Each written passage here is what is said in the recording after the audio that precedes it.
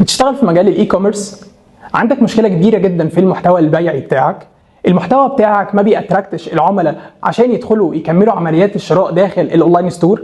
عشان كده انا برشح لك موديل من المودلز المهمه جدا اللي تقدر تكتب بيها محتوى بيعي اتراكتيف متجرب في كبرى الشركات عن طريق موديل من المودلز الاساسيه اسمه فاب. فاب هو عباره عن فيتشرز، ادفانتجز وبنفيتس.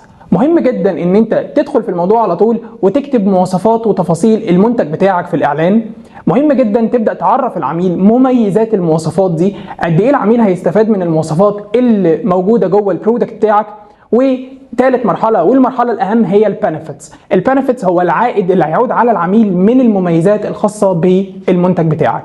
اذا فاب من المودلز الرئيسيه في مجال الاي كوميرس، لان انا بذكر فيه مواصفات المنتج، مميزات المواصفات، والعائد اللي هيعود عليا من المميزات دي.